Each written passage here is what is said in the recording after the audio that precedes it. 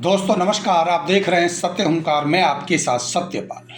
जो तस्वीरें आप देख रहे हैं, अगर ये आपके दिल को छूती हैं, बात आपके मन को लगती है, तो मेरा आपसे निवेदन है कि जनहित में इस वीडियो को शेयर जरूर करें, क्योंकि ये वीडियो अफगानिस्तान या पाकिस्तान का नहीं है।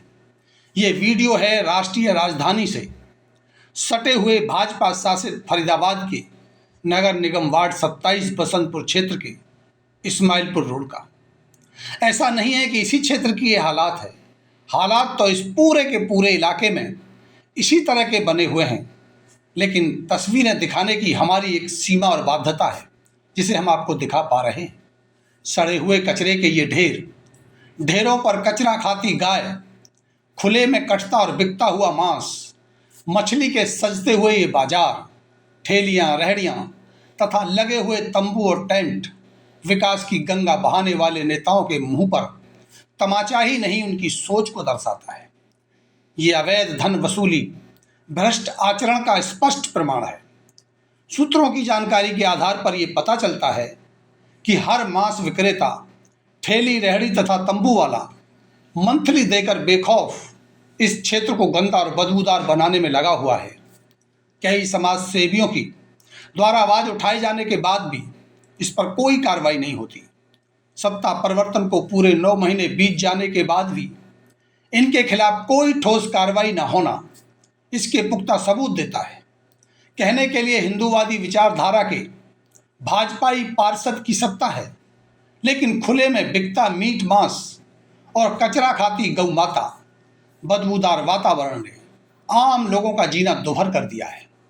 इस क्षेत्र से गुजरने वाले को लिए ये नर्क दर्शन से कम नहीं है, जबकि इसके समाधान के लिए फंड और फाइलें नहीं चाहिए, बल्कि ठोस कार्रवाई की ईमानदार मानसिकता और कार्य करने की नियति चाहिए। सत्ताधारियों के पास अधिकारों सहित साधन और संसाधन का भी अब अभाव नहीं है। नेताओं, मंत्रियों और बड़े बड़े पदों पर आसीन और ऊपर से नीचे तक बनी भाजपा की सरकार इसका स्पष्ट प्रमाण है। नीचे से ऊपर तक सत्ता की शक्तियां भी अपार हैं।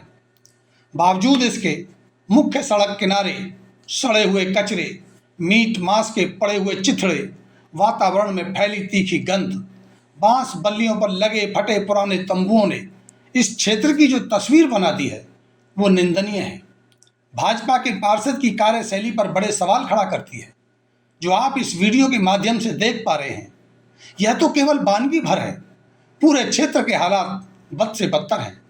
दीपावली कॉलोनी में गोबर के बहते नाले हों या दुर्गा बिल्डर में सड़ा हुआ सीवर का तालाब, गलियों में बहता हुआ बदबूदार पानी हो या फिर टूटे फूटे खंडहर पड़ी सड़कें, आपके जनप्रतिनिधियों की कार्य क्षमता और मानसिकता का आईना है तथा 5 साल के कार्यकाल की बर्बादी का सबूत है। चुनावों के दौरान किए गए बड़े बड़े वादों की पोल खोलते ये हालात आंखों की रोशनी को भी धुंधला कर देते हैं। इन रास्तों से गुजरने वाला हर एक इंसान सांसें थामे आंखें फेरने को मजबूर हो जाता है। मन भावों पर गहरा प्रभाव छोड़ने वाले ये हालात आखिर इन तथाकथित हिंदूवादी और राष्ट्रवादी विचारधारा के नेताओं को दिखाई क्यों नहीं देते। न जाने कितनी बार शहर फरीदाबाद में मीट मांस की दुकानों को बंद करने के आदेश आए हैं, लेकिन कार्रवाई होती नहीं है। कचरों के ढेर हटाने के लिए अभियान तो चलाए हैं, लेकिन सफाई होती नहीं है। गलियों के रोड बनाने के उद्घाटन होते तो हैं, लेकिन रोड बनते नहीं हैं। बन भी जाएं तो कुछ दिनों तक टिकते नहीं हैं। सबसे ज़्यादा वोट देने वाला ये क्षेत्र राजनीति का केंद्र बनकर भी राजनीति को दिखाई देता क्यों नहीं है।